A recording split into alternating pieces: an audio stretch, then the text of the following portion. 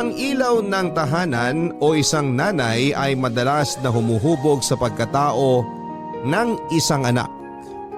Sa pamilya kasi ay nanay ang mas madalas na sandalan at kinukuhanan ng lakas kahit na may mga oras na siya ay nanghihina na. Patuloy siyang nagpapakatatag hindi lamang para sa kanyang anak kung hindi para sa kanyang buong pamilya.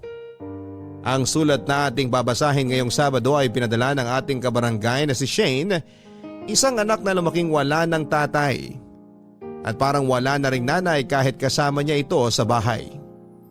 Mula kasi nang magkaisip siya ay hindi siya nakaramdam ng kahit na anong pagmamahal mula dito.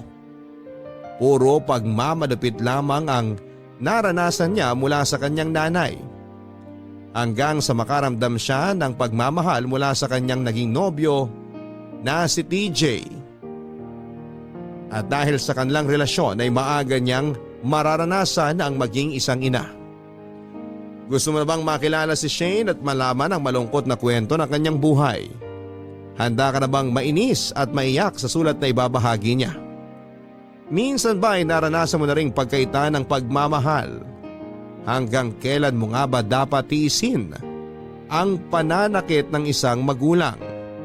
O dapat na iwanan mo na lamang sila para maramdaman mo ang tunay na kalayaan?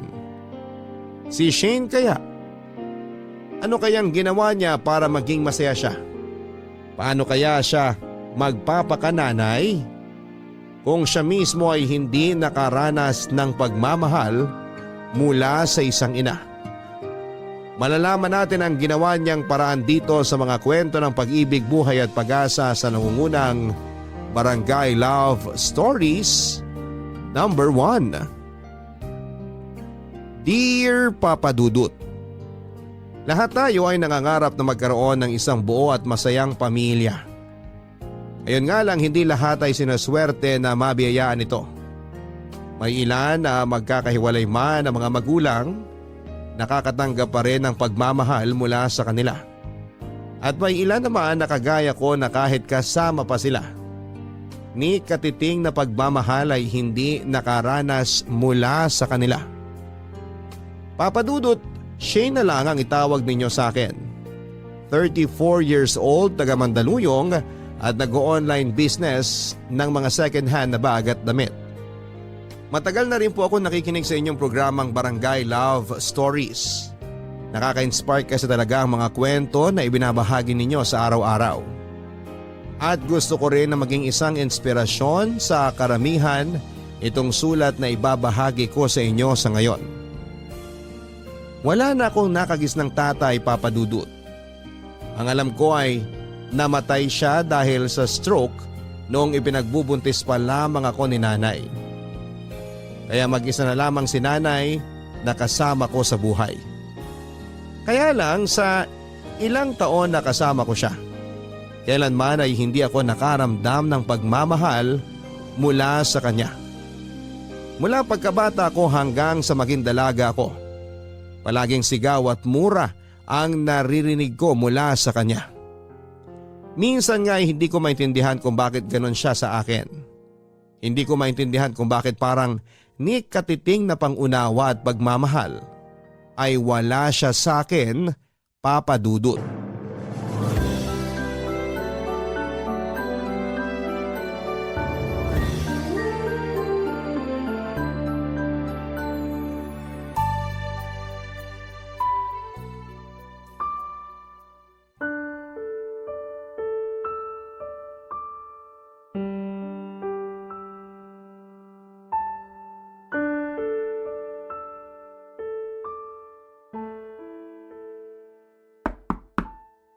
Nay? Nay, gising na po ba kayo? Nay? Ano ba yun, Shane? Ang aga-aga mo namang kumatok sa kwarto ko.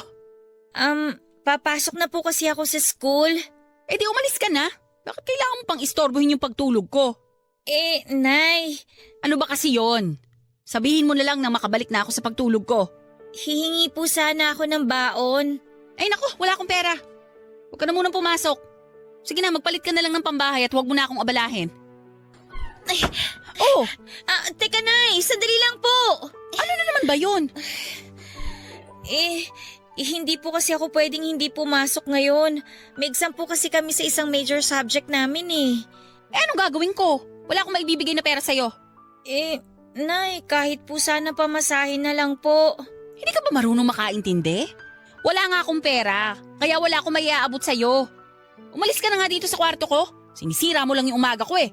Nay, kailangan ko po talagang pumasok. Babagsak po ako kapag hindi po ako nakapag-take ng exam namin. Eh kung palad ko naman ang bumagsak dyan sa pisngi mo nang maintindihan mong wala nga akong pera. Ano bang akala mo sa akin? Bangko na anumang oras pwedeng magluwa ng pera sa'yo? Hindi naman po sa ganun. Eh bakit nangungulit ka pa dyan? Kasi po, hindi po talaga ako pwedeng hindi pumasok ngayon eh. Midterm exam na po namin mamaya. Mahahatak po pababa lahat ng grades ko sa SEM na to pag hindi po ako nakapag-exam. O ano nga gagawin ko? Wala akong maiaabot sa'yo, ubos na yung pera ko. Di po ba araw po ng sweldo nyo kahapon? Oo nga, pero naubos ko na rin sa tong-its kahapon. Pasalamat ka nga nadalhan pa kita ng hapunan kagabi. Tapos hahanapan mo pa ako ng pera ngayon? At saka bakit ba nagpupumilit ka pang pumasok? Mag-aasawa ka lang din naman. Nay, hindi po ako mag-aasawa hanggat hindi ako nakakapagtapos ng pag-aaral. Sus! Sinabi ko rin yan noon. O nasan ako ngayon? Nang dahil sa'yo, hindi ako nakapagtapos ng pag-aaral ko at patapon na ang buhay ko. Kaya wag nang ipilit yung pag-aaral na yan. Dahil sigurado ako na hindi ka rin naman makapagtatapos. Mag-aasawa at magkakaanak ka rin ng maaga kagaya ko. Hindi ko po gagawin yun, Nay. Kaya nga po pinipilit kong igapang ang pag-aaral ko dahil gusto ko po talaga makapagtapos ng kolehiyo. Palagi ko pong minemaintain na mataas ang grades ko para hindi po mawala sa akin yung scholarship ko. O ngayon, sinusumbat mo sa akin yung ginagawa mo. Sino bang pumilit sa'yo na magpatuloy ka dyan sa lintik na kolehiyo na yan? Di ba ikaw lang din naman? Tapos ngayon pahihirapan mo ko. Para rin naman po sa inyo itong ginagawa ko, Nay. Kapag nakapagtapos po ako ng pag-aaral, makakahanap po ako ng maayos na trabaho. At kapag nangyari po yun, mas magiging magaan na po ang buhay natin. Pwede ba, Shane? Itigil mo na nga yung mga panaginip mo na yan. Masyado ka ng ambisyosa. Sigurado naman ako na hindi mangyayari alinman dyan sa mga sinabi mo. Malis ka na nga. Isa pang pangungulit mo sa akin, babagsak na talaga tong palad ko dyan sa pagmumukha mo. Nang magising ka sa pagiging ambisyosa mo. Alis na!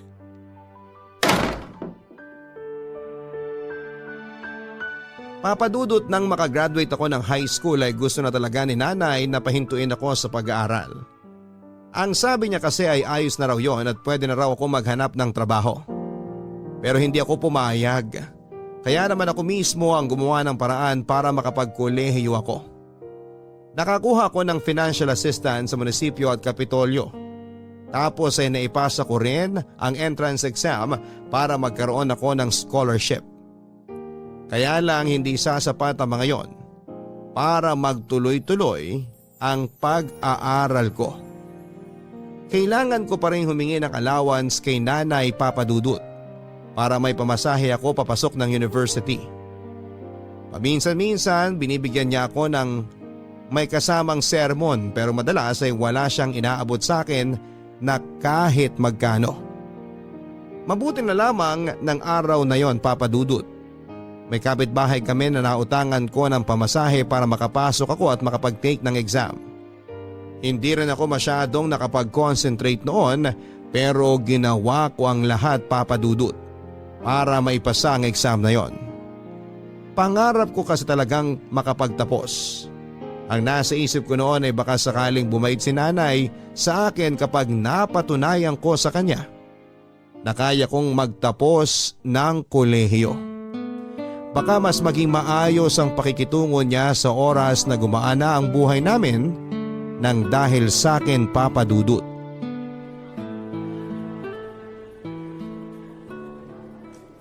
Shane, nandito ka lang pala sa labas ng gym. Kanina pa kita hinahanap. Sorry hindi na ako nakareply sa text mo. Wala na rin kasi akong load eh. Okay lang. Mabuti pala naisipan kong dumaan dito. Pumunta kasi ako sa kantin kanina. Akala ko doon ka magla-lunch kasi alam ko na wala kang klase ng ganitong oras. Tapos na akong kumain. Kaya dito na ako dumiretso para mag-review para sa susunod na subject ko. Oh? Di ba parang halos kakatapos lang ng huling klase mo? Ang bilis mo naman kumain. Oo, binilisan ko talaga kasi ang daming tao dun sa kantin kanina eh. Ay, ganun ba? Sayang naman. Bumili pa naman ako ng 2 hotdog sandwich. Kainin mo na lang pareho. Busog na ako eh. Sigurado ka? Oo, okay na ako sa kinain ko sa kantin kanina. Oh, kala ko ba busog ka na? Pero bakit parang iba yata sinasabi ng sikmura mo? Ha? Hindi ko sikmura yun ah. Busog na talaga ako kaya wag mo na akong alalahanin, TJ. To naman, nahiya pa sa akin. Hindi mo naman kailangang itanggi na gutom ka talaga. Oh, kunin mo na tong isang hotdog sandwich tsaka tong bottled water ko. Ay, sige na nga. Kukunin ko na to kasi ang totoo, wala pa akong kahit na anong kinain mula nung umalis ako sa bahay namin kaninang umaga. Hala, bakit di mo naman agad sinabi? Eto, sa'yo na lang din tong isang hotdog sandwich ko. Naku, okay na sa akin tong isa. Salamat talaga ha. Alam mo, muntik na nga rin akong hindi makapasok kanina eh. Buti nakautang ako ng pamasahe sa kapitbahay namin. Hindi ka na naman ba binigyan ng allowance sa nanay mo? Oo, hindi nga. Muntik niya pa akong masaktan kanina dahil sa pangungulit ko sa kanya na bigyan ako kahit pamasahe lang. Kaya lang wala naman ako napala eh. Puro sigaw at mura lang ang binigay niya sa akin. Baka mainit lang ang ulo ng nanay mo kanina. Ay nako, palagi namang mainit ang ulo niya kapag nakikita niya ako. Ni minsan nga, hindi ko pa siya nakitang ngumiti sa akin eh. Para bang marinig lang niya yung boses ko, sira na kaagad yung araw niya. Huwag mong sabihin yan kasi alam mo namang hindi totoo yan. Ay, yan nga rin sana yung gusto kong isipin eh. Na mali lahat ng tumatakbo sa isip ko. Na mahal talaga ako ng nanay ko. Kaya lang ang hirap, TJ eh. Ang hirap paniwalain ang sarili ko na mahal talaga ako ng nanay ko. Hindi ko na nga naiintindihan tong nangyayari sa buhay ko eh. Hindi ko maisip kung ano ba yung kasalanan na nagawa ko sa kanya para ganituhin niya ako. Kasalanan ko ba talaga na maging anak niya ako? Uy, sige, iiyak mo lang yan. Alam ko na kahit paano, gagaan ang loob mo kapag naiyak mo ang bigat dyan sa dibdib mo. Sana nga mawala na yung bigat na nararamdaman ko. Pero sa araw-araw na pinaparamdam ni nanay na kinamumuhian niya ako, mas lalo lang bumibigat sa akin lahat eh. Mas lalo lang ako nasasaktan. Wala na nga akong tatay. Tapos kasama ko nga yung nanay ko pero ni minsan, hindi ko naman naramdaman na minahal niya ako bilang anak niya.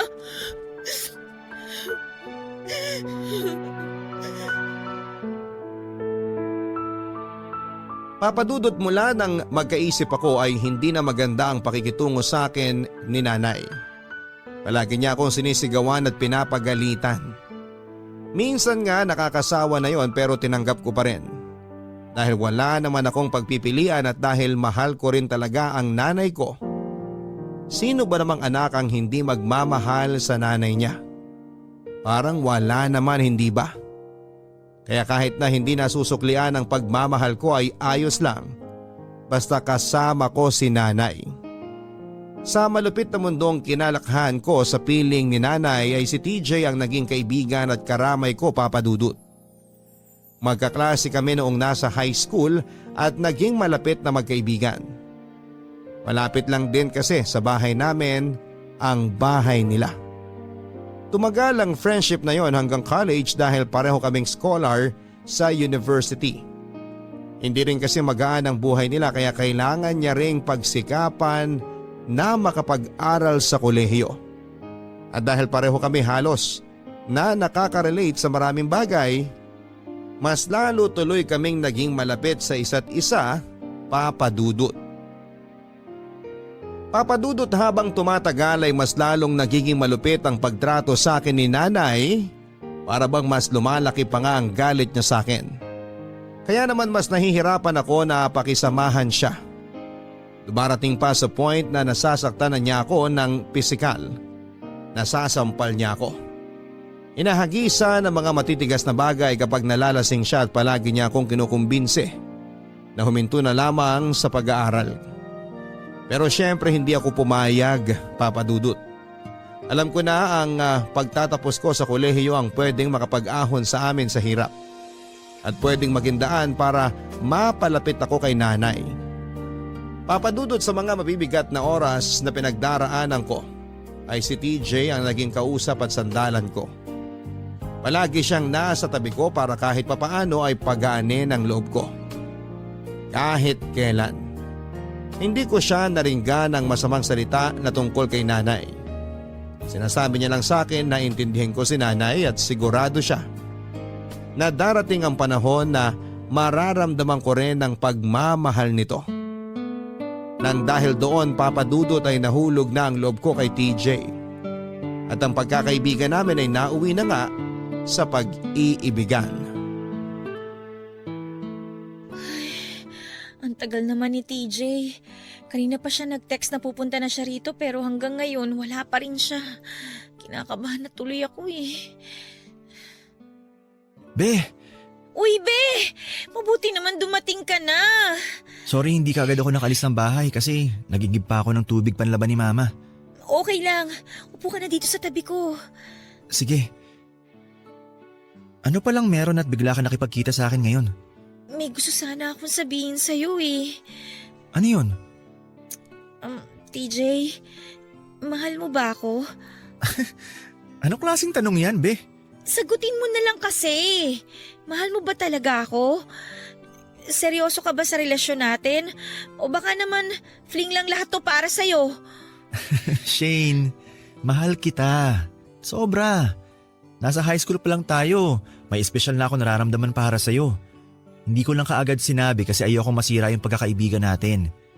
Pero ngayon na may relasyon na tayo, palagi kong ipaparamdam sa'yo sa lahat ng paraan kung gaano kita kamahal. Oh, bakit ang lalim naman ng buntong hininga mo? Sabihin mo na kasi kung ano yung gusto mong sabihin sa akin para… Buntis ako. Ha? Ang sabi ko, buntis ako. Sigurado ka ba? Oo. Kasi nakadalawang pregnancy test kit na ako eh. Parehong positive yung lumabas.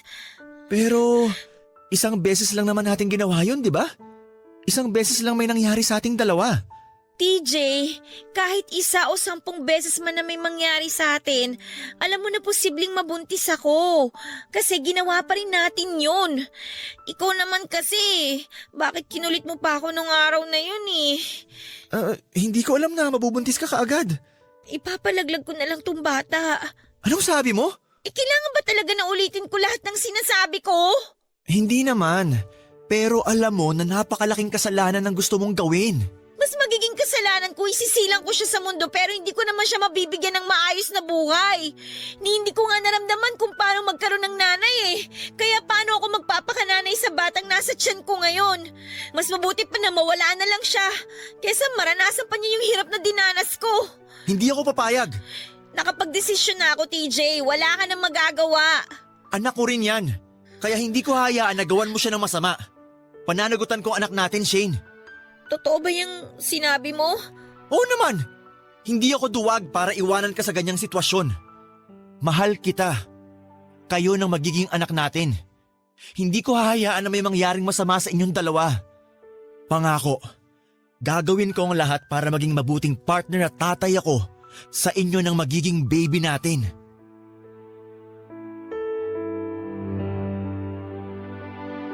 Papadudot hindi ako makapaniwala sa sinabi ni TJ noon. Akala ko talaga kapag nalaman niya ang tungkol sa pagbubuntis ko, hindi niya ako pananagutan. Akala ko ay hindi siya ganon kaseryoso sa relasyon namin.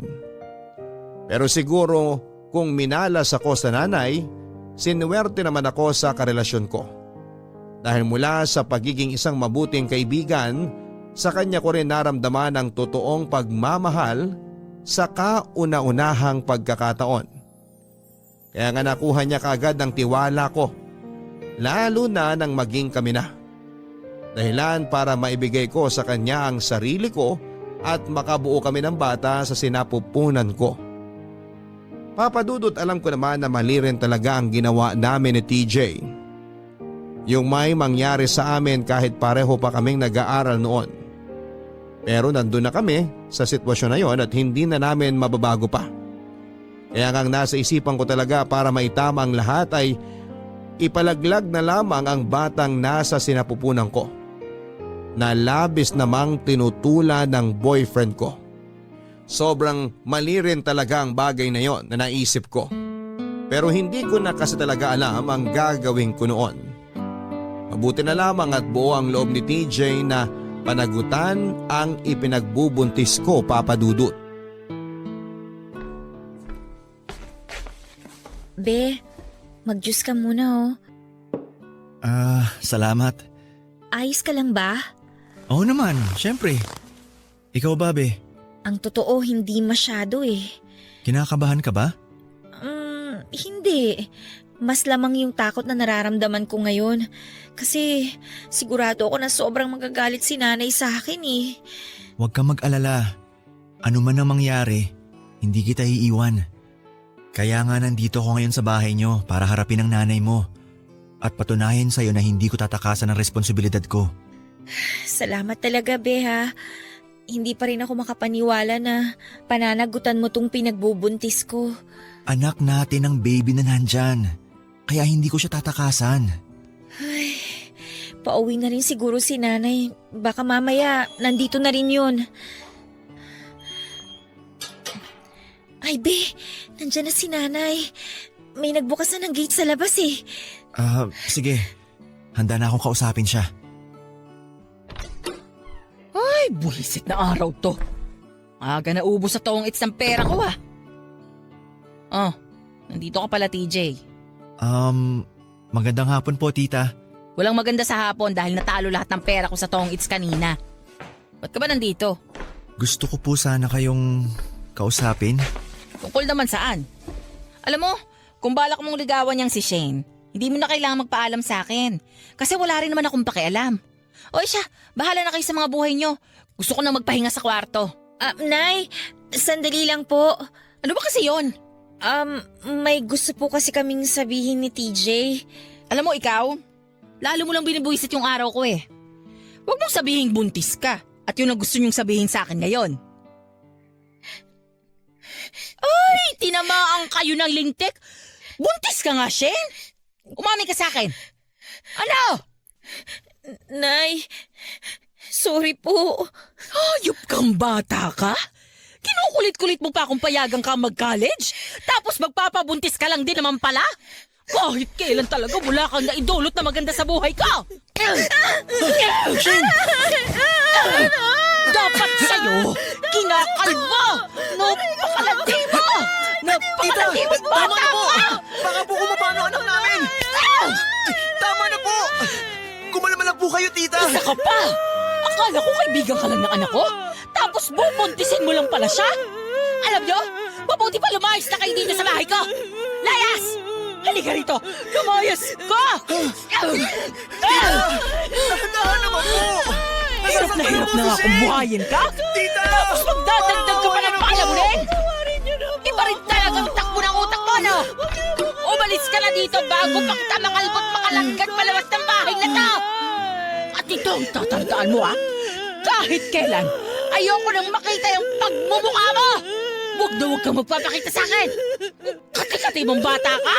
Sana talaga, noon pa lang namatay ka na!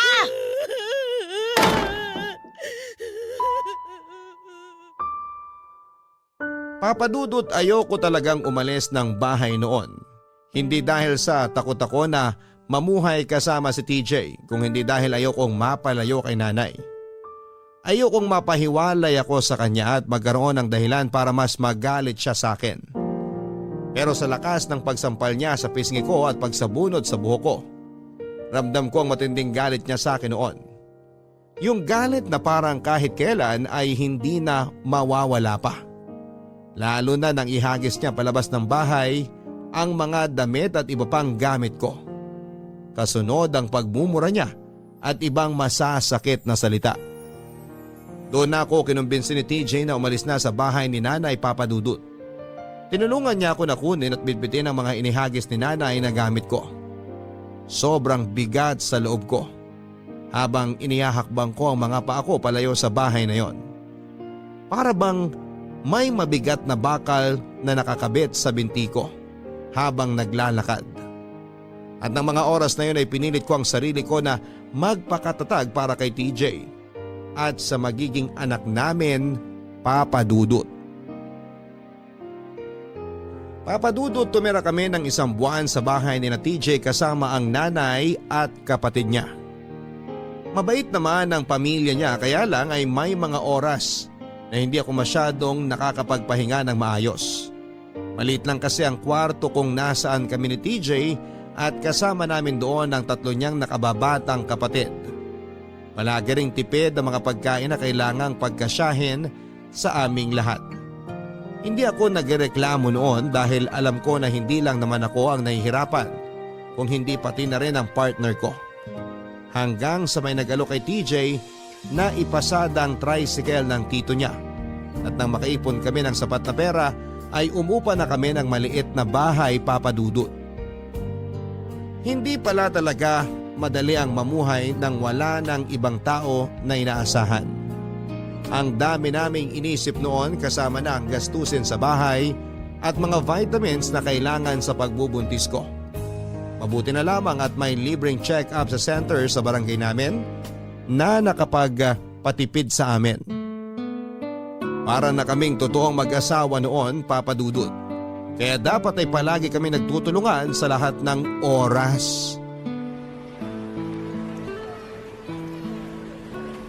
Be, eto na yung pares at balot natin. Ayan! Sa wakas! Namiss ko talagang kumain yan. Eto na yung para sa'yo. Pinadagdagan ko pa talaga ng laman yung pares mo. Thank you, be. Amoy pa lang, natatakam na ako. Sigurado ka ba na ayos lang sa'yo na dito tayo sa may parisan kumain ngayon? Oo naman. Bakit mo naman natanong? Wala lang. Baka lang gusto mo kasi na makatipid tayo kaya sinabi mo na dito na lang tayo kumain.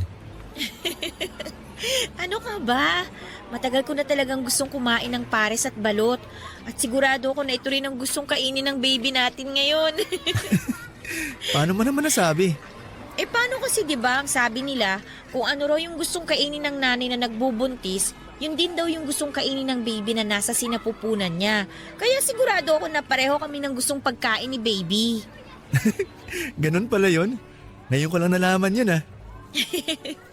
Narinig ko lang din yun sa center na pinagpapacheck-upan ko. Pero be, thank you ah. Para saan? Sa pagdala ko sa'yo dito sa parisan? Oo, kasama na yun. Nagulat nga ako nung niyaya mo kung kumain ngayon sa labas eh. Hindi na kasi natin masyadong nagagawa to. Tsaka may extra naman akong pera kaya niyaya kita mag-date tayong dalawa ngayon. Kahit na dito lang. Alam mo, ang swerte ko talaga sa'yo, be. Kaya thank you talaga ha. Thank you kasi hindi mo kami pinababayaan ng magiging anak natin. Mahal kita, pati na rin ang baby natin. Kaya gagawin ko ang lahat para maiparamdam ko sa inyo ang pagmamahal na yon. Ayun nga lang, pagpasensya nyo na lang muna sana kung ano lang yung kaya kong ibigay sa ngayon. Be, lahat ng ginagawa mo para sa amin ni baby, sobrang pinagpapasalamat ko na yon. Nag-uumpisa pa lang naman kasi tayo, kaya marami pa tayong pagsubok na pagdadaanan sa buhay. Alam mo, na-realize ko na hindi pala talaga madali ang bumuo ng pamilya. Tama ka dyan, be. Pero alam mo, wala akong pinagsisisihan sa nangyari sa ating dalawa, lalo na dito sa baby na nasa tiyan ko. Aaminin ko na natakot talaga ako nung umpisa, pero ngayon nakasama na kita at saka malapit na akong manganak. Wala na akong ibang nararamdaman kundi puro saya na lang. Oh, bakit parang naluluha ka na, be? Hindi ah. Hindi raw. Pero malapit ang tumuloy ang uhog mo. Sira. Natutuwa lang naman ako kasi sa dinami-dami ng lalaki sa mundong to, ikaw pa talagang binigay ng Diyos sa akin. Bakit? Ayaw mo ba? Siyempre gusto ko. Sakto nga eh. Kasi kung anong lungkot ang buhay na kinalakihan ko, ginawa naman ng Diyos na makulay tsaka masaya yon mula nung makilala kita. Shane, alam ko na hindi talaga madali yung mga pinagdaanan mo. Natin. At hindi rin kita mabibigyan kaagad na magaan na buhay. Pero ang pangako ko na panghabang buhay na pagmamahal, ang kahit kailan, hindi magbabago. Asahan mo yan, Shane. Papadudot na pagtanto ko noon na ang pagsasama na walang masyadong sapat na paghahanda ay mahirap talagang pagdaanan. Lalo na nga at pareho kaming walang ibang tao na inaasahan ni TJ. Siya at ako na lamang ang pwedeng magtulungan ng mga panahon na yon. Paminsan-minsan naman ay nag-aabot pa rin ng pera si TJ sa pamilya niya. Pero ang nanay na niya ang tumatanggi sa tulong na ibinibigay niya. Alam kasi ng mama ni TJ na pareho kaming hindi handa sa responsibilidad na pagkakaroon ng isang anak pero pilit naming kinakaya.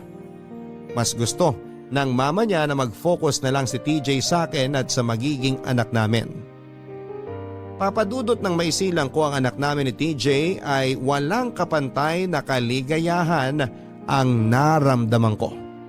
Wala na talaga akong mahihiling ng mga panahon na yon. Lalo na noong maisilang kong malusog ang baby namin. Araw-araw akong nagpapasalamat sa Diyos kasi binigay niya sa akin si TJ at ang baby namin. Ang buong akala ko noon ay panghabang buhay na. Ang kaligayahan ng pagsasama namin ni TJ pero hindi pala. Dahil wala pang isang taon ng baby ko nang mamatay si TJ dahil sumalpok sa isang truck ang pinapasada niyang tricycle. Nanagot naman ang truck driver sa nangyaring aksidente at nagbayad para sa pampalibing ni TJ. Kaya hindi na ako nagsampa pa ng kaso sa kanya. Mula noon ay mag-isa ko nang tinaguyod ang buhay ng anak ko, Papa Dudut. Sobrang hirap ng naging buhay ko doon pero pinilit kong kinaya ang lahat. Hanggang sa magkasakit ang anak ko na kaagad kong dinala sa ospital. Nagkaroon siya ng diarrhea at pabalik-balik na lagnat. Kapos na ako noon sa pera at napakaraming gamot ang kailangang bilhin para sa kanya. Doon na ako naglakas ng loob na umuwi ng bahay ni nanay at humingi ng tulong sa kanya, Papa Dudut.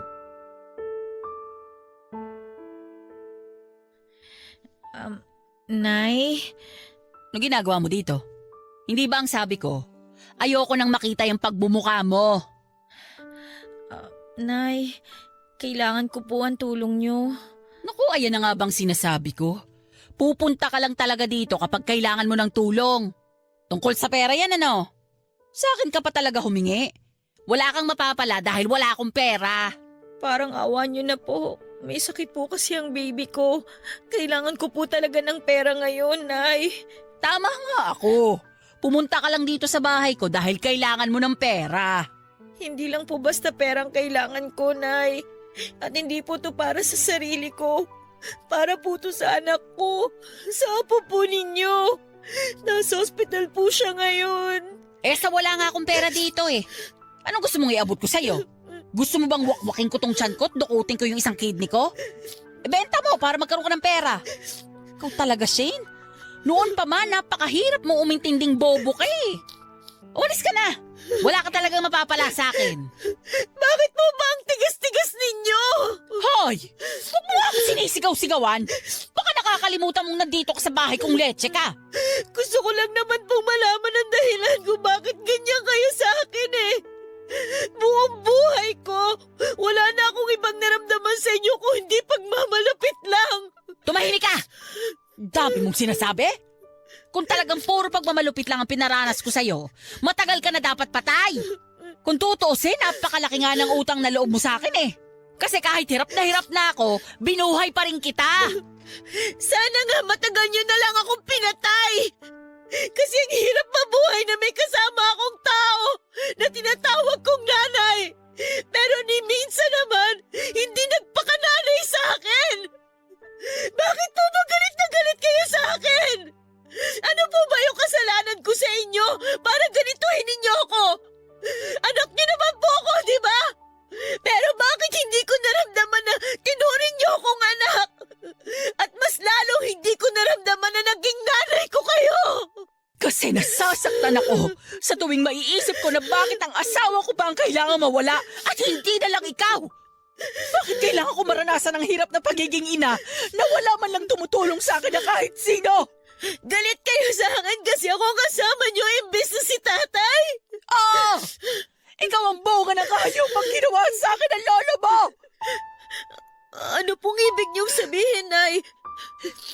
Sinamantalahan ako ng sarili kong ama. At ikaw ang naging bunga ng ginawa niya sa akin.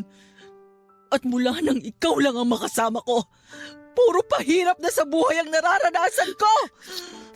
Pero ginawa ko naman po ang lahat para hindi ako maging pabigat sa inyo. Alam ko po na hindi talaga madali ang magpalaki ng anak, lalo na kung wala na tayong ibang tao na maaasahan. Pero hindi po yung dahilan para tanggalan ninyo ako ng karapatan na magkaroon ng isang nanay. Nasasabi mo lang yan dahil hindi mo alam ang hirap na pinagdaanan ko. Hindi mo alam kung gaano ako nahirapan ang buhayin ka. Siguro nga po nung una hindi ko talaga alam. Pero ngayon nag-iisa na lang po ako na binubuhay ang anak ko. Sigurado ako na alam ko na po yung nararamdaman ninyo. Ramdam na ramdam ko po yung hirap at saka sakit na nandiyan sa puso ninyo. Pero hindi ako gagaya sa inyo, Nay. Hindi ko aalis na ng karapatan ng anak ko na magkaroon ng nanay pagkatapos niyang mawala ng tatay. Gagawin ko ang lahat para maiparamdam sa kanya na kahit ako na lang ang kasama niya, hindi mawawala yung pagmamahal ko para sa kanya. Ipaparanas ko sa baby ko yung pagmamahal na kahit kailan hindi ko naranasan mula sa inyo.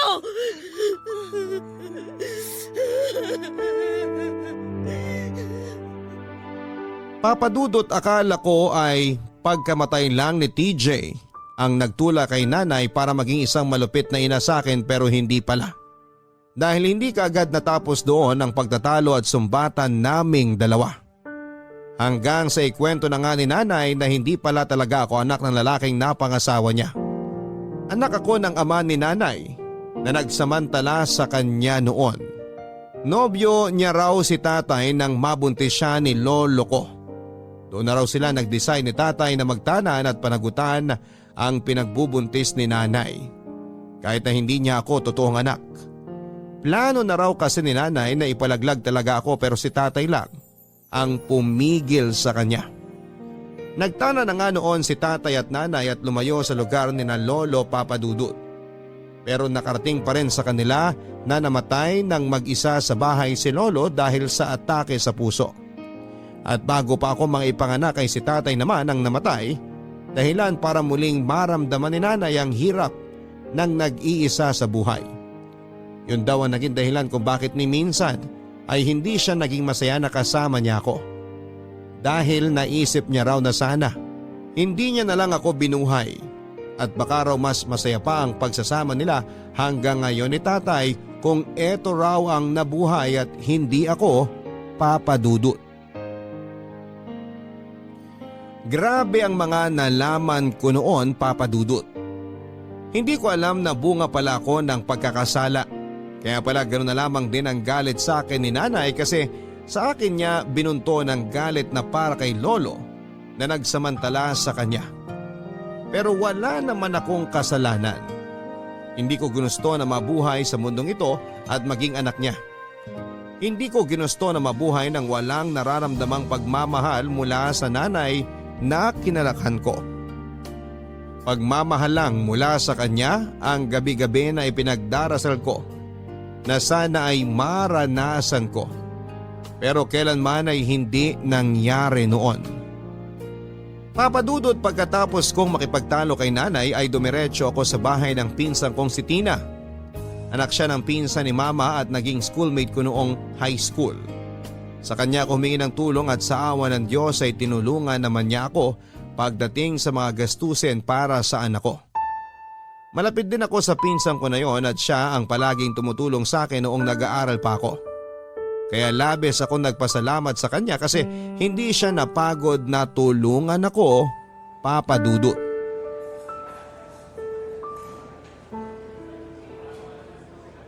Nandito ka lang pala sa kantin. Oo, kasi hinatid muna ng nurse si baby sa ward para mas makatulog siya ng maayos. Ikaw ba nagpahinga ka na? Halos 3 araw ka na rin walang maayos na tulog, Shane. Nakakaidlip naman ako kahit papano. Pero iba pa rin ang may sapat na pahinga kasi baka mamaya ikaw naman ang magkasakit. Ayos lang ako, Tina. Huwag mo ko masyadong alalahanin.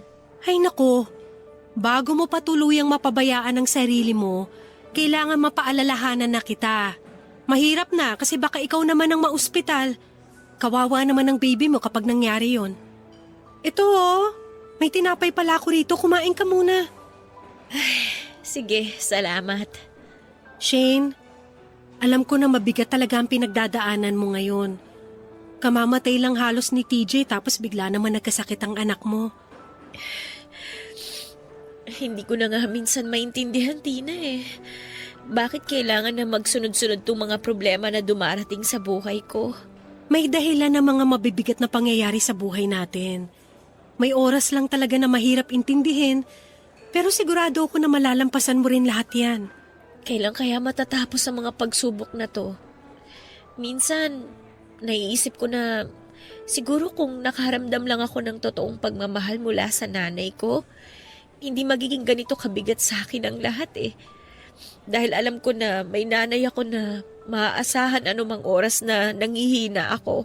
Sa totoo lang, nagulat din ako sa sinabi mo sa akin kahapon tungkol sa lolo mo. Kaya hindi rin talaga siguro naging madali ang buhay noon para sa nanay mo. Pero hindi ko naman kasalanan kung ako yung naging bunga ng masamang ginawa sa kanya ng ibang tao, 'di ba? Hindi ko naman pinili na maging anak niya. Kaya bakit sa akin niya ibubunto ng lahat ng galit niya? May mga bagay tayong hindi naiintindihan dahil hindi natin pinagdaanan yung hirap na naranasan ng ibang tao. Hindi lang si nanay ang nahirapan dito. Pati rin ako. Sobrang nahirapan ako kasi naging anak niya ako. Alam ko na malaki ang galit na nabuo dyan sa puso mo dahil kay tita. Pero sana, wag mo pa ring isara ang puso mo sa posibilidad na magkaayos kayong dalawa. Siya pa rin ang nanay mo, Shane. Nanay na kahit kailan, hindi nagpakananay sa akin. Yun yata ang pangarap ko na kahit kailan din, hindi na matutupad. Yung makaramdam ako ng pagmamahal mula sa nanay ko. Ay, huwag na nga natin siyang pag-usapan. Hindi ko na kasi mapigilan ng sarili ko na maiyak eh. O sige, ikaw ang bahala. Ayoko lang naman kasi na mas lumaki pa ang galit na nararamdaman mo kay tita. Hindi ko alam kung mawawala pa yung galit na yon, lalo na't pinaramdam niya sa akin na wala talaga siyang pakialam sa amin ng anak ko. Isipin mo na lang na may malalim na dahilan si tita. Kaya niya nasabi ang mabibigat na salitang binitawan niya sa'yo. Pero sigurado ako na darating ang panahon na marirealize niya na pamilya niya kayo. Na hindi niya dapat paulit-ulit na pinagtatabu yan. Sana nga, Tina. Sana makita ko ng nanay ko, hindi bilang bunga ng masamang ginawa sa kanya, kundi bilang anak niya na nangangailangan ng pagmamahal niya.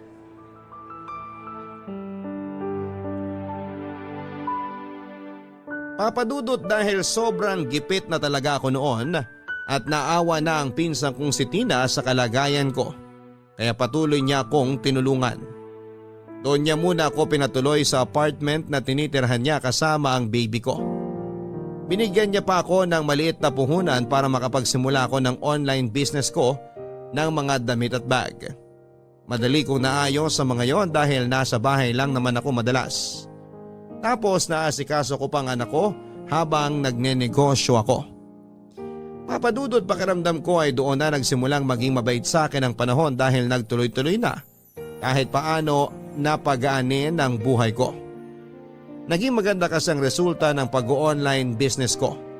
Lalo na at maraming kaibigan at kamag-anak ang sumuporta doon. Hanggang sa hindi ko namalayan na may 1 taon na rin pala ang lumipas. 1 taon nang magaan kahit papaano ang buhay ko kasama ang anak ko at si Tina. Ayun nga lang, may bagay pa rin na patuloy na bumabagabag sa loob ko. Yun ay ang nanay ko na halos 1 taon din akong walang naging balita, papadudot. Ay, grabe. Nakaupo rin sa wakas. O ito ang juice uminom ka muna. Ayun, salamat. Kanina pa nga ako nauuhaw eh. Paano ka naman hindi mapapagod at mauuhaw? Non-stop ang pagkilos mo mula nung magsimula ang birthday party ng anak mo. Ang dami rin kasing batang dumating kaya natuwa ako. Uy, Tina, thank you nga pala sa inyo ng mama at kapatid mo ha. Sobrang laki na naitulong nyo sa pag-aayos nitong birthday party ni baby. Wala yun. Alam mo naman kung gaano kamahal ni mama ang anak mo. Kita mo nga at ayaw niya pang bitawan hanggang ngayon si baby, oh. Sabik na rin daw kasi siya magkaapo kaya bigyan nyo na raw siya. Nako, matagal pa yung magiging apo niya sa amin. Wala pa nga kaming boyfriend pareho ng kapatid ko eh. Ayun lang. Maghanap muna kayo ng mabo-boyfriend ninyo.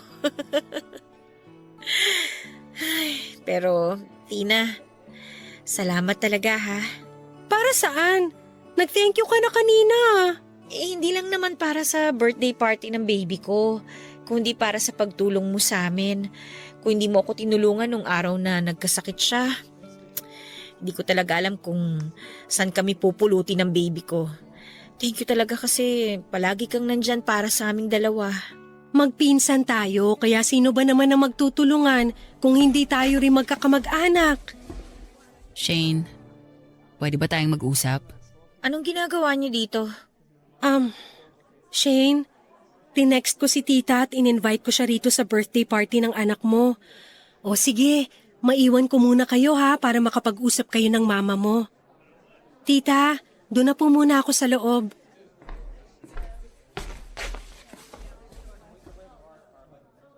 May dala nga pala akong regalo para sa apo ko. Pagpasensyahan mo na sana tong nakayanan kong bilhin para sa kanya. At kailan niyo pa siya kinilala na apo niyo? Hindi ako pumunta dito para makipagtalo sa'yo, Shane. Kayo lang naman po ang laging gumagawa ng gulo, di ba? Kayo ang palaging naninigaw, nagmumura at nananakit sa akin. Tapos, bigla na lang kayo magpapakita ngayon dito? Alam ko na malaki yung naging pagkukulang ko sa inyo. Lalo na sa'yo. Pero gusto kong malaman mo na nagsisisi na ako sa naging kasalanan ko. Talaga? Para naman ang hirap pong paniwalaan ang sinasabi niyo ngayon. Shane, ilang taon kong tiniis na hindi ka mahalin dahil palagi kong nakikita sa iyo ang lolo mo. Palagi kong naaalala yung masamang ginawa niya sa akin. Kaya pinilit ko ang sarili ko na kamuhian ka. Hanggang sa mawala ka na nga sa puder ko at mamuhay ako ng mag-isa. Nung isang taon, inatake ako sa puso. Mag-isa lang ako at walang kasama. Ha? Ano pong sabi niyo? Inatake kayo sa puso? Oo, mabuti na lang at nakita ako ng isang kapitbahay sa may bakuran at kaagad akong nadala sa ospital. At sa ilang araw na nagpapagaling ako doon, naramdaman ko yung matinding lungkot at pangungulila. Doon ko na-realize na nagkamali talaga ako. Naalala ko lahat ng effort na ginawa mo para mapalapit ka lang sa akin. Naalala ko lahat ng ginawa mo para mahalin kita bilang anak ko. Mga effort ko na paulit-ulit yung binasura dahil wala kayong ibang nakikita sa akin kundi puro kamalian ko lang. Shane, maniwala ka sa akin. Minahal naman talaga kita bilang anak ko. Hindi ko lang talaga maiwasan na masaktan sa tuwing maaalala kong ginawa sa akin ng lolo mo. At naaalala ko lahat yon kapag nakikita kita. Pero mula nang mabigyan ako ng pangalawang pagkakataon na mabuhay, alam ko, oras na para bumawi ako sa iyo. Oras na para bumawi ako sa inyo ng apo ko. Shane, mahal kita bilang anak ko. Sana bigyan mo pa ako ng pagkakataon na magkaayos tayong dalawa. Hindi niyo po alam kung gaano ko katagal na hinintay ang pagkakataon na to.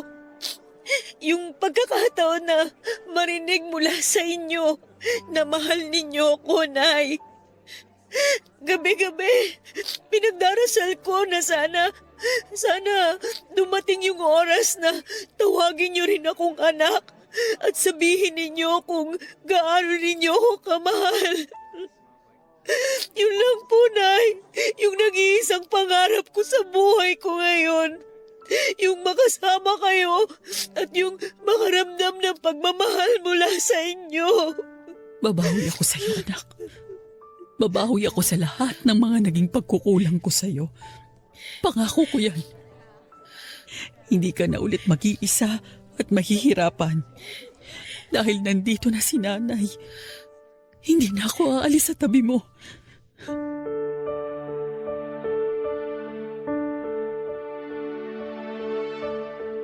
Papadudot, aaminin ko na sobra ang bigat at galit na nararamdaman ko noon kay nanay. Hindi naman kasi biro ang lumaki at mabuhay ka ng may kasama kang pamilya. Pero hindi naman pamilya ang turing sa'yo. Ilang taon akong nabuhay nang walang kahit na anong pagmamahal na natatanggap mula sa kanya. Walang pagmamalasakit o pag-aaruga. Tanging galit lang talaga ang nararamdaman ko mula sa sariling nanay ko, na naging dahilan para lumaki ng lumaki ang kinikimkim kong sama ng loob sa kanya. Ganon pa man, papadudot, ng araw na yon ay nag-decide ako na kalimutan ang lahat ng hinanakit ko noon sa kanya. Lalo na nang marinig ko mula sa kanya sa kauna-unahang pagkakataon ng salitang anak at pagmamahal.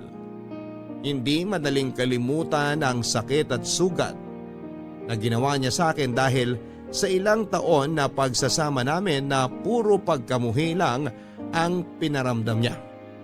Pero handa akong pilitin na paghilumin ang sugat na yon para tuluyan na kaming magkaayos ni nanay. Yun naman kasi talaga ang matagal ko ng pangarap. Ang maramdaman ng tunay na pagmamahal mula kay nanay. Papadudot, natapos ang pag-uusap namin ni nanay na parehong basa ng mga luha ang pisngi namin at sa mahigpit na iyakapan. Mas naiyak si nanay nang makita at mayakap niya ang anak ko sa kauna-unahang pagkakataon. At nang linggo rin na yon ay lumipat na kami ng tirahan ng anak ko sa bahay ni nanay. Wala nang paglagyan ang saya noon ng puso ko, papadudot. Dahil tinupad ni nanay ang pangako niya sa akin na babawi siya sa amin ng nanay ko. Araw-araw niyang pinaparamdam sa amin ang pagmamahal niya. Nagtulungan kami sa mga gastusin at gawaing bahay. Ngayon ay mas malago na ang aking online business at napayos ko rin ang bahay ni nanay bilang pasasalamat sa kanya. Papadudot, salamat sa pagbibigay oras na mabasa itong sulat ko. Sigurado ako na may aral itong naiwan sa ating mga kabarangay na nakapakinig ng aking kwento. Kahit na hindi naging madali ang buhay ko noong umpisa, ang mahalaga ay pareho naming natutunan ni nanay na magpatawad at paghilumin ang sugat ng nakaraan. Yun ang naging daan para maiparamdam namin sa bawat isa ang tunay na pagmamahal. Hanggang dito na lang muna ang inyong forever kapuso at kabarangay, Shane. Maraming salamat, Shane, sa pagsulat mo sa programang Barangay Love Stories. Tama ka na malaki talaga ang aral sa buhay na naiwan nitong sulat mo sa araw na ito. Sa dinami-rami ng pagsubok na pinagdaanan mo sa buhay mo, kahanga-hanga na nagawa mo yung lampasan kahit halos wala ka ng ibang kinakapitan upang puna ng lakas. Kaya naman ngayon ay mas naging matatag ka na, lalo na nang makasama mo na ang nanay mo at maramdaman ang totoong pagmamahal nito. At sa susunod na muli kang panghinaan ng loob ay magdasal ka lamang, Shane. Kung mararamdaman mo man na parang wala kang kakampi, palagi lang nandyan ang Poong May Kapal upang iparamdam ang kanyang presensya at pagmamahal. Mga kapuso, siguro nga ay hindi lahat ay sineswerte na magkaroon ng mapagmahal na magulang. Pero walang magulang na nanaisin na mapasama ang kanilang mga anak. May oras lang talaga siguro na mahirap silang intindihin dahil sa kanilang mga pinagdadaanan sa buhay. Pero palagi rin sana nating tandaan na hindi tayo mabubuhay sa mundong ito kung hindi dahil sa kanila. Kaya mahalin natin sila sa bawat oras na pwede pa natin silang makasama. Hanggang sa muli, ako po ang inyong si Papa Dudut sa mga kwento ng pag-ibig, buhay at pag-asa sa Barangay Love Stories number 1. Hindi magandang kumuha ng higit pa sa iyong pangangailangan. dapat isipin pa rin ang iba bukod sa iyong sariling kapakanan. Ikaw kapuso, kaya mo bang hindi man lamang ng kapwa kung nakahain na sa iyo ang maraming grasya?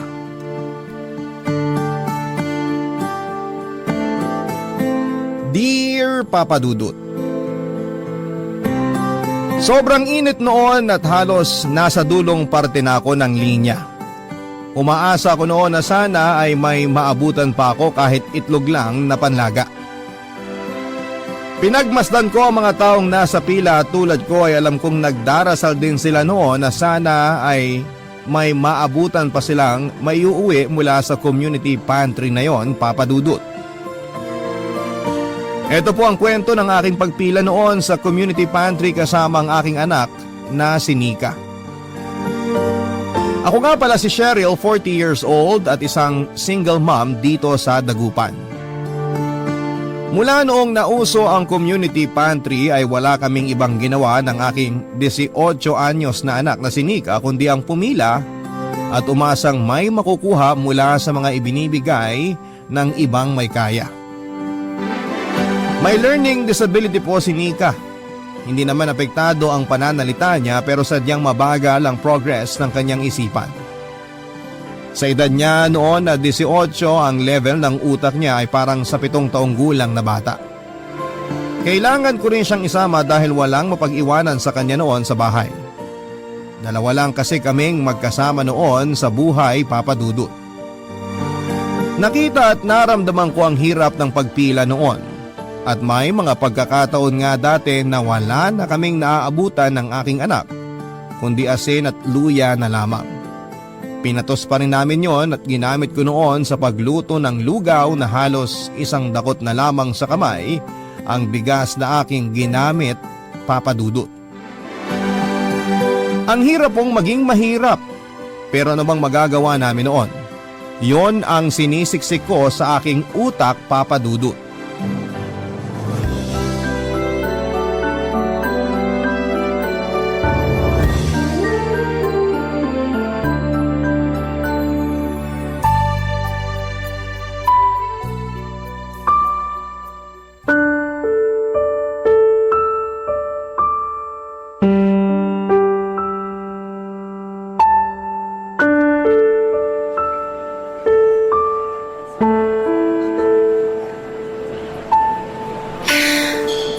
Ma, Ano yun, anak? pwede na po ba tayong umuwi? Kanina pa po kasi tayo dito. Ang init-init. Para na pong nasusunog tong braso ko, oh. Hipan-hipan mo na lang muna, anak. Mawawala rin yung init na yan. Gusto ko na rin po kasing umuwi. Ang sakit na po kasi ng paa ko. Gusto ko na po sanang umupo. Konting tiis na lang, nak. Malapit na tayo. Ipagdasal mo na lang sana may makuha pa tayong bigas at konting gulay sa community pantry. Ano po ba yung community pantry? Bakit po ba may ganyan?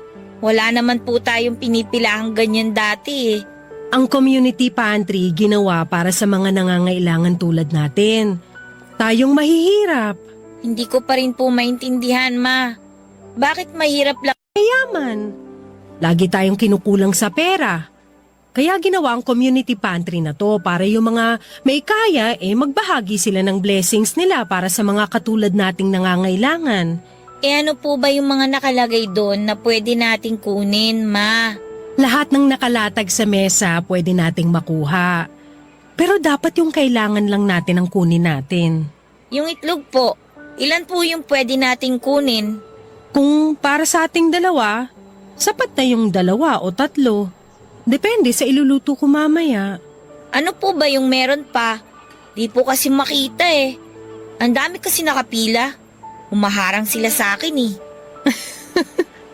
Merong instant noodles, gulay. Kanina may prutas dyan pero mukhang naubos na rin. Teka ano pa? Ayun, meron ding asukal, patis, kape, at face mask. Ayun anak, dapat pala makakuha tayo ng face mask kasi hindi pa ako nakakapaglaban nung sa atin. May pera rin po ba doon, Ma? Minsan meron. Depende yan anak sa magbibigay. Pwede po bang magsulat doon ng gusto natin? Para yun na lang po yung ibigay nung mayayaman. Naku anak, hindi pwede. Kung ano lang yung kayang ibigay ng may kaya, yun lang ang dapat nating tanggapin at kunin. Magpasalamat na lang tayo at mayroon pa ring mabubuting puso na handang tumulong kahit hindi naman kailangan. Ma, Ano yun anak? bakit po ba tayo mahirap?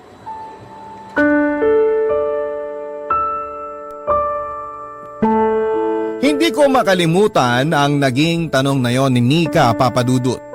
Hindi ko rin alam ang isasagot sa kanya noon. Bakit nga ba kami mahirap? Yan din ang tinanong ko noon sa sarili ko. Dahil ba yon sa pagiging single mom ko? Iniwan ako noon ng tatay ni Nika 1 buwan after ko siyang maipanganak. Wala akong ibang choice kundi ang buhayin siyang mag-isa. Kinaya ko naman. Naging isa kong sales lady sa isang tiyangge at kinaya naman ang sahod ko noon na buhayin kaming dalawa. Pero dahil nga sa pandemya nadamay ako noon sa mga natanggal. Sinubukan ko namang humanap noon ng trabaho pero nabigo ako, Papa Dudut. Kaya naman nagsimula ako na pumila sa mga community pantry para mabigyan ng solusyon ang kakulangan namin noon ng pangtusto sa pang-araw-araw. Halos araw-araw nga noon nakapila kami. Hindi ko naman yon ginustong gawin pero gipit na kasi ako. Wala na akong ibang naisip na pagkukunan ng pera para sa amin ni Nika. Bilang isang ina, hindi ba't gagawin mo ang lahat para hindi ko malamang sikmura ng iyong anak? Ito na lamang, Papa Dudut, ang mga katagang sinabi ko sa sarili ko para lamang lumakas ang loob kong pumili ng mga produktong libre sa community pantry.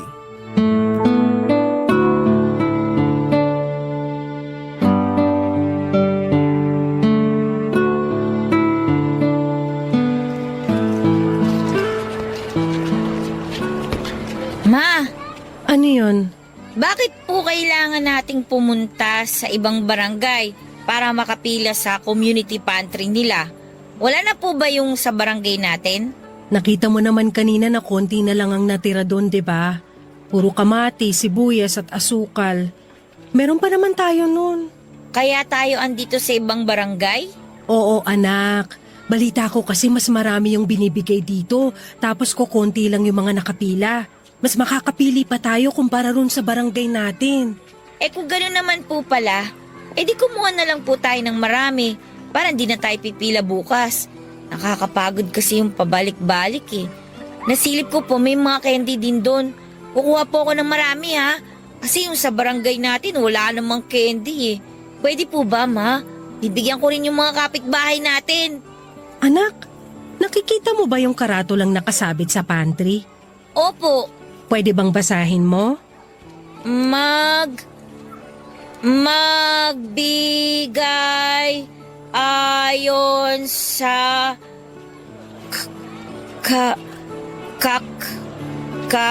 kakayahan. Kumuha ba batay sa pangangailangan. Magbigay ayon sa kakayahan. Kumuha batay sa pangangailangan. Tama po ba, Ma? Alam mo ba kung bakit nila nilalagay yan dyan? Hindi po. Ibig sabihin lang niyan, ang dapat mo lang ibigay ay yung kaya mo. At para naman sa mga kukuha, dapat di sobra. Kunwari, kukuha ako ng noodles para sa atin. Ang kaya lang naman nating ubusin 2 o kaya 3 noodles. Yun lang dapat ang kunin ko. Pero kasi Ma, gagamitin naman natin yung sobra para sa ibang araw. Para di na tayo laging nakapila dito. Nakakapagod din kasi. Alam kong nakakapagod pero kailangan nating magtiis. Hindi lang tayo ang mahirap at nangangailangan. Marami ring iba na dapat makakuha dyan, hindi lang tayo. Bakit po yung ibang nakapila kanina? Sobrang dami nung kinuha nila. Yung isang lalaki nga, Halos hindi na niya mabuhat sa dami ng delata na kinuha niya eh. Yung isang matandang babae naman, nahulog na nang nahulog yung mga kinuha niya kasi hindi na niya kayang dalhin sa dami. Tuwang-tuwa pa nga po sila, marami silang nakuha eh. Gumaya na rin tayo, ma, para masaya na rin po tayo. At sa tingin mo, tama ba yon? Sa tingin mo, sinunod ba nila yung nasa karatula?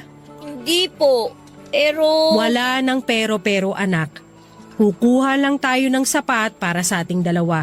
Hindi naman tayo mauubusan.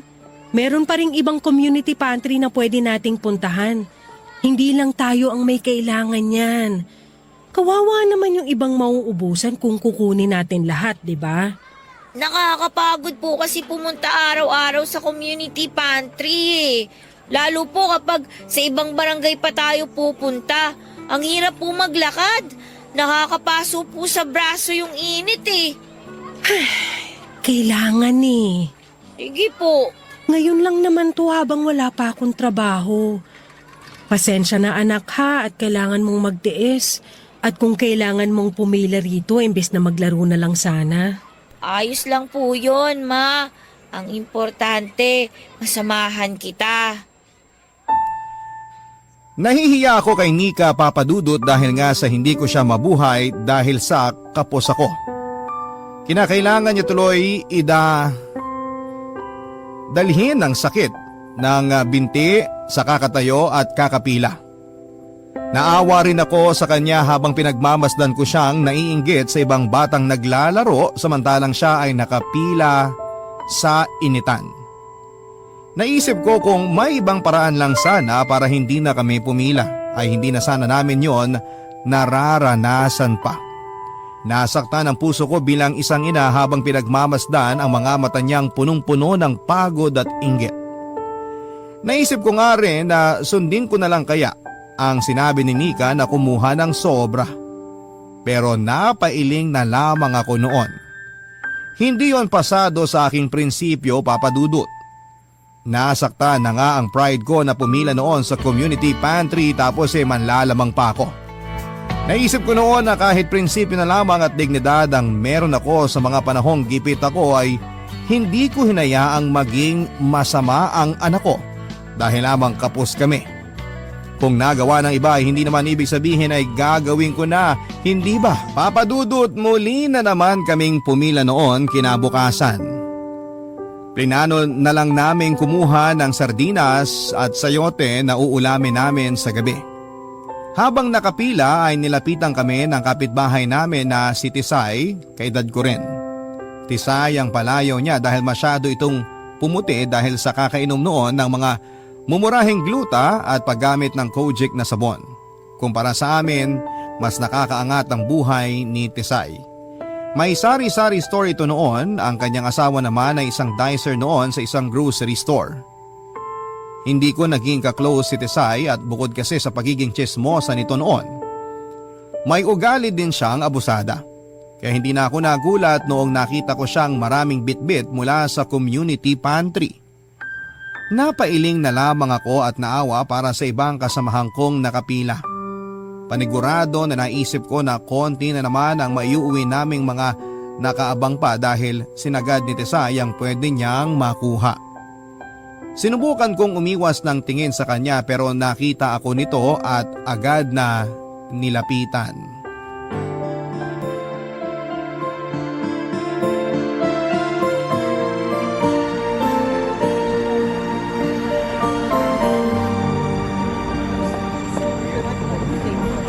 Cheryl!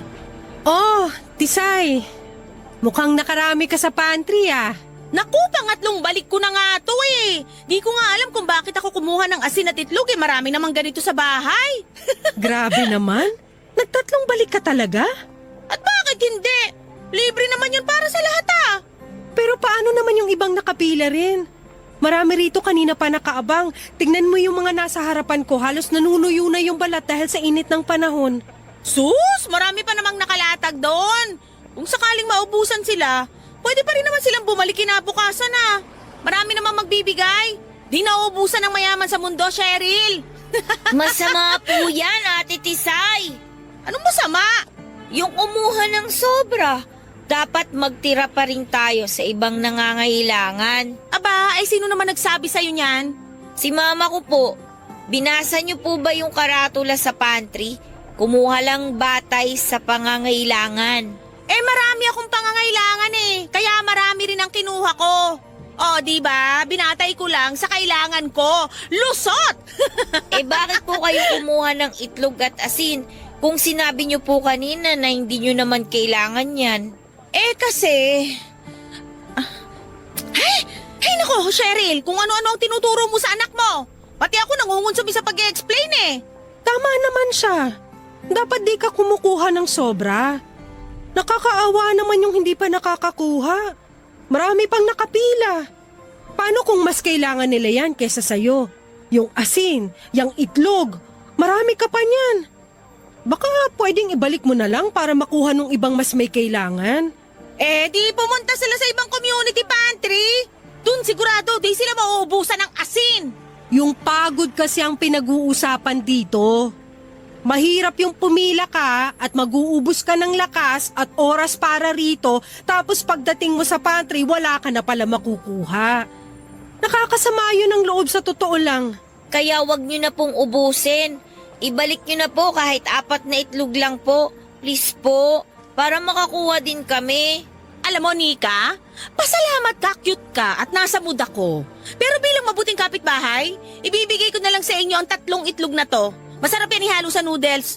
Meron pa ako nakitang noodles doon, mga 8 pa yata. Sana maabutan nyo. Salamat po, Ate Tisay.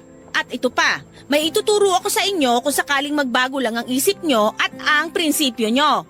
Ano po yun? Ayos na, Tisay. Salamat na lang dito Kailangan huwag ka magsusuot ng magara. Dapat itsurang mahirap ka talaga para kahit kumuha ka ng marami, hahayaan ka nila. Eh kasi nga kailangan mo, di ba? Mukhang kailangan mo. Pwede ka rin magkwento ng kahirapan mo. Pwede kang mag-imbento ng sasabihin mo para kaawaan ka nila. Tingnan mo, sila pa ang magkukusang magbigay ng marami sa'yo. Pwede po pala yun, Ma. Hindi naman kailangan gawin yan, Tisay. Hindi magandang gawain yan. Ayaw naming mang-abuso. Ano ka ba naman, Cheryl? Eh sa ating dalawa, dapat ikaw nga ang gumagawa nito at hindi ako. Alam kong wala ka ng trabaho ngayon at kailangan mo to. Concern lang naman ako sa'yo at sa anak mo. Kung di ka kukuha ng sobra, paano ka? O siya, mauna na ako. May pupuntahan pa akong ibang community pantry mamaya pag naiuwi ko na lahat ng to. Nainis ako kay Tisay at nahilan niya noon si Nika sa mga kalokohan at pagiging abusada niya. Kaya nga ayaw ko noon na lumapit-lapit si Nika sa kanya dahil alam kong wala itong maidudulot na maganda sa anak ko. Ilang beses akong kinumbinsin ni Nika na sundin namin ang ginawa ni Tisay. Pero ilang beses ko ring sinabi sa kanya na hindi namin yon kailangang gawin. Opo, mahirap kami. Pero hindi naman ibig sabihin noon ay mga abuso na kami. Naisip ko lang na nakakahiya naman sa mga namimigay kung sobra-sobra naman kami sa pagkuha. Sinubukan kong ilayo si Nika kay Tisay lalo na sa pagpila noon sa mga community pantry. Pero hindi nangyari yon. Nakasabay ko pa rin siya ng ilang beses at talagang pinaninindigan niya na kumuha ng kukuha kahit na hindi naman niya talaga totoong kailangan. Wala akong ibang nagawa noon kundi ang magdasal na sana ay hindi niya malason ng tuluyan ang utak ng anak ko. Ayoko magaya si Nika sa iba naming gahaman at hindi na naisip ang kapakanan ng iba na kapitbahay. Gusto ko noon na kahit kabutiang loob lamang ang maiambag ko sa anak ko, pero naging imposible yon dahil kay Tisay.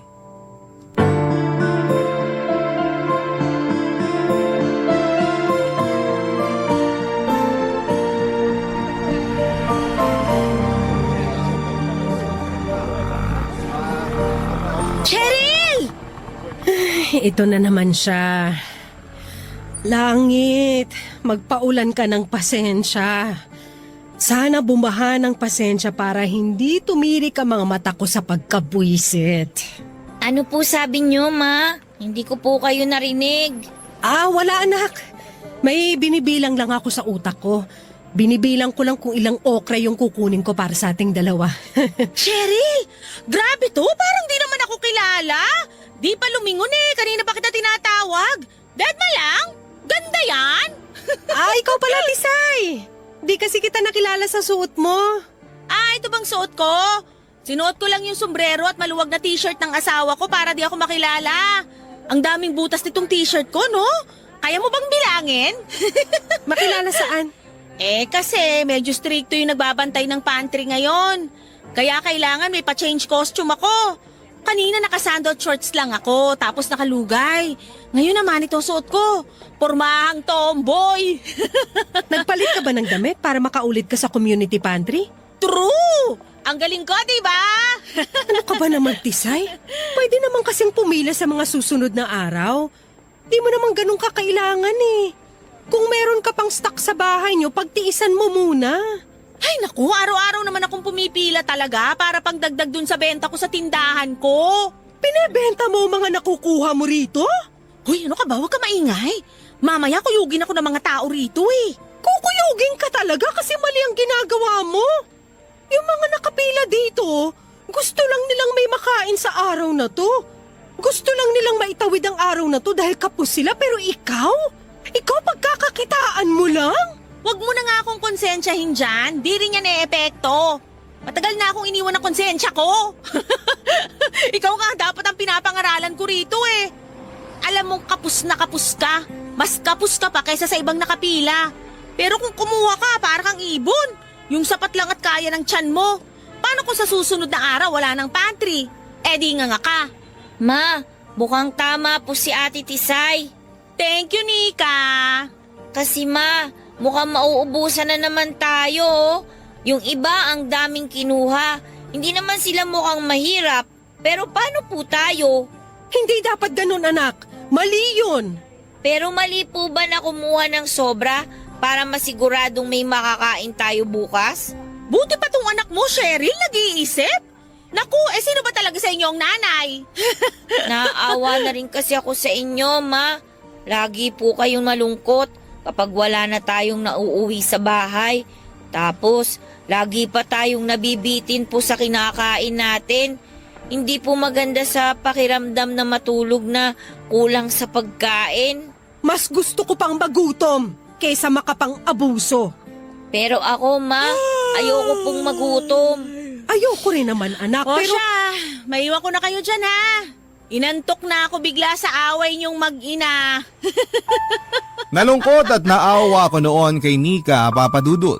Pero pinilit ko pa rin pinaunawa sa kanya na mali ang sinabi ni Cheryl. Sinabi ko rin na mali ang ginawa noong ibang taong nakita niya na sobrang dami ng kinuha. Sinabi ko rin sa kanya na hindi porket walang sumasaway ay dapat na naming gayahin ang ginagawang mali ng iba. Hindi porket ginawa ng iba ay gagawin na rin namin. Ito ang huling sinabi ko sa kanya. Tumango lamang siya noon pero alam kong hindi siya sumang-ayon sa akin. Nainis pa ako noon, Papa Dudut, noong nakita kong marami ang katulad ni Tisay. Ang daming kinuha, di na halos nag-iwan sa iba. Nalungkot ako. Hindi para sa amin ni Nika, kundi para sa iba na kumakalam na rin ang sikmura noon pero walang magawa kundi ang umuwi na lamang. Ayokong mamuhay sa mali noon si Nika, Papa Dudut. Kaya nga kahit halos nalaso na noon ni Tisay ang utak niya, ay hindi pa rin ako napagod na ipaalala sa kanya ang prinsipyo ko. Mali, Papa Dudut, ang manlamang. Mali ang mga abuso. Ito ang naging paulit-ulit kong sinasabi sa kanya noon. Kabarangay, i-share mo ang iyong barangay love stories. Sabay-sabay nating pakinggan ang iyong kwento ng pag-ibig, buhay at pag-asa. Ipadala lang sa barangaylovestories@yahoo.com. Naghanap ako ng trabaho para hindi na kami pumila sa community pantry, Papa Dudut.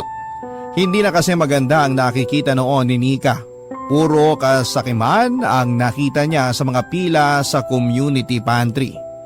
Naisip ko na kapag tumagal na ganito ay baka magaya na rin si Nika sa kanila. Hindi ko hinayaang mangyari yon, Papa Dudut. Kaya kahit alam kong mahirap ay sinikap ko noon na makahanap ng trabaho pero nabigo ako. Nangutang na lamang ako sa ibang kamag-anak ko noon kahit konti lang pang raos lang. Sinabi ko kasi sa sarili ko na hindi na kami pipila sa mga community pantry. Pinaalala nila sa akin na huwag kong talikuran ang pagkuha ng kailangan namin sa pantry dahil mas praktikal yon. Pero mas inuna ko ang prinsipyo ko. Sobrang tinipid ko kung ano ang meron na lamang kami. Hindi ko inalintana ang hirap ng pagtatawid sa aking prinsipyo. Kung ito ang paraan para maging mabuti ang anak ko.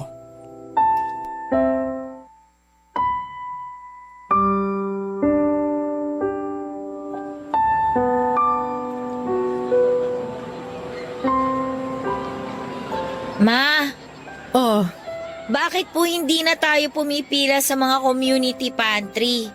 hindi naman natin kailangan. May natitira pa tayong pera rito. Kapag naubos na po ba ang pera natin, babalik na tayo sa pagpila? Kailan po kaya? May naisip na po ba kayong kukunin natin? Hindi ko pa alam, anak. Pumila na kaya tayo, ma. Tapos ipunin natin yun para may imbak tayo. Kuha na tayo ng marami. Parang si Ate Tisay. Tutulungan naman kitang magbuhat, ma. Pwede nga po yung tinuro ni Ate Tisay eh. Yung mauuna po kayong pumila. Tapos ako naman yung susunod sa inyo. Para makarami tayo. Hindi iisipin ng nagbabantay na iisang bahay lang tayo. Tsaka po, isuot natin yung mga sirang damit natin. Makakatulong po yata yun. Di ba paulit-ulit kong sinasabi sa'yo na mali ang manglamang? Mali ang mang-abuso at mali ang manloko? Parang hindi ka naman natututo. Pero ma, kailangan din kasi natin yun. Alam ko namang konti na lang ang pera mo dyan eh. Gusto ko lang naman pong hindi na kayo mamroblema kung ano yung pagkakasyahin yung pagkain natin sa araw-araw. Nanay ako. Alam ko kung paano pagkasyahin kung ano man ang meron tayo. Huwag ka nang masyadong mag-alala dyan. Tulungan mo na lang ako maglaba mamaya. Sobrang nipis na po ng sabon. Bimpo na lang po at 3 panty siguro ang kakayanin nun. Umutang ka muna sa tindahan. Sabihin mo bukas ko babayaran. Doon po sa tindahan ni na Ate Carol, hindi na daw po sila nagpapautang ngayon, ma. Bukas na lang tayo maglaba. Kapag may sobra sa ipang bibili ko ng pagkain natin mamaya, bibili tayo ng isang sabon. Teka, may sabong panligo pa naman tayo, di ba? Makapal-kapal pa yon, baka pwedeng yun na muna ang gamitin natin para hindi na tayo matambakan ng labahan bukas. Ay, O bakit?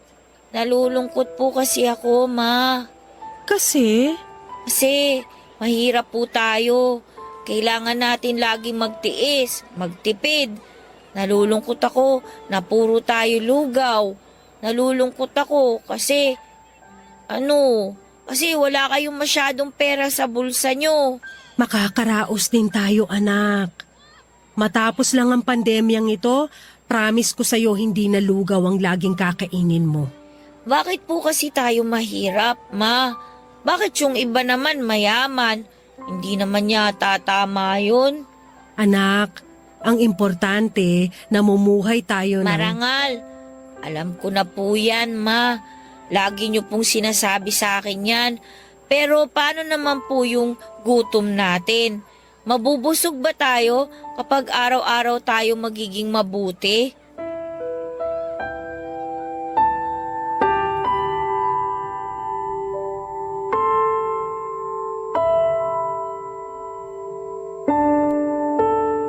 Papadudot muli ay hindi na naman ako nakasagot kay Nika.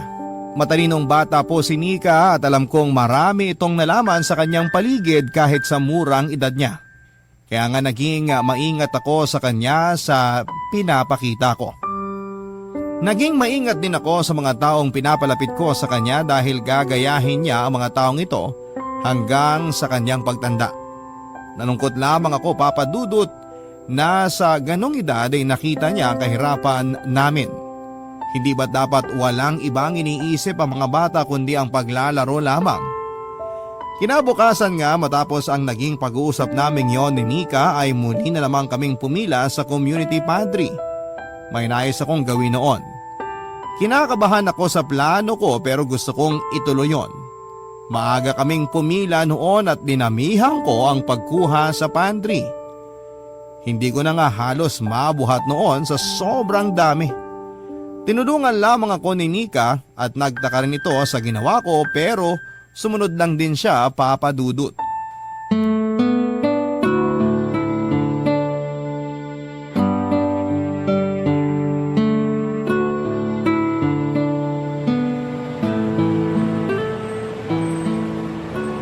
Ma, bakit po ang dami ata nating kinuha ngayon sa community pantry?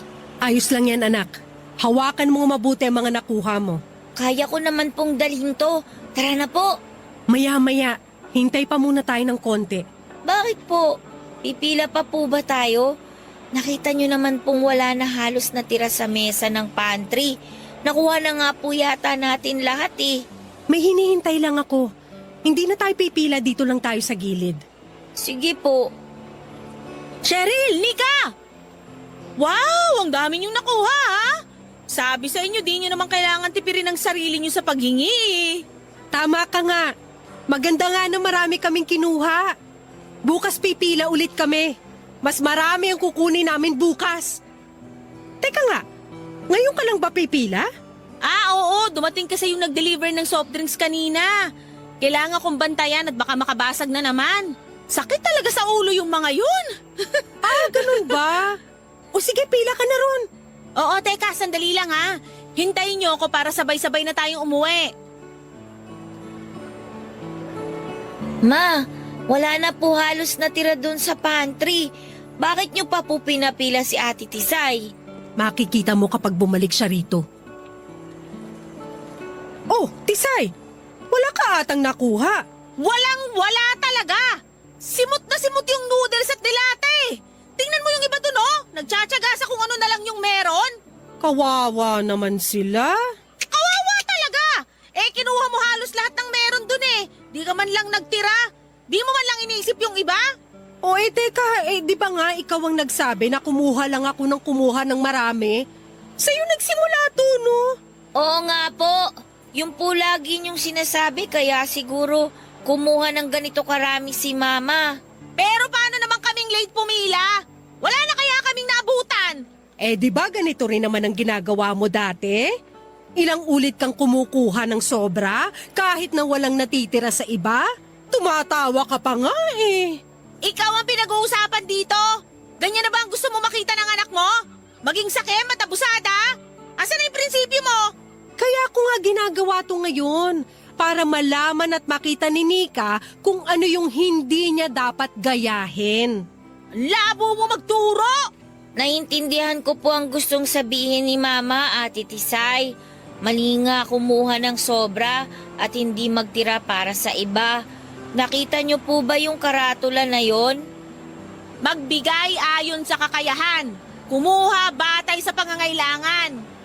O ngayon, Siguro naman po naintindihan niyo kung ano ang gustong sabihin nun sa atin. Kumuha ka na rito ng kailangan mo. Magtira ka lang ha dahil ibibigay ko pa yan sa ibang hindi nakakuha kanina. sigurado ka ba? Oo. Wala naman akong balak kunin yan lahat para sa sarili ko. Gusto lang kitang turuan kung ano yung tama. Ibibigay ko naman yan sa iba at sa'yo. Sana po sa susunod, hindi na po tayo manglamang. Ay, ona.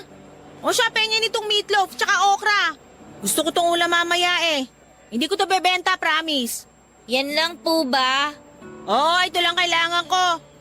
Salamat, Cheryl ha. Pinamahagi ko rin ang araw na yon ang mga nakuha ko mula sa pantry at kinausap ko noon ng organizer at sinabi ko ang bala kong gawin. Pumayag naman siya at inayaan ako noon na hakutin ang mga pagkain sa mesa at hindi ko naman yon sinolo. Gusto ko lang maturuan ng leksyon noon si Tisay.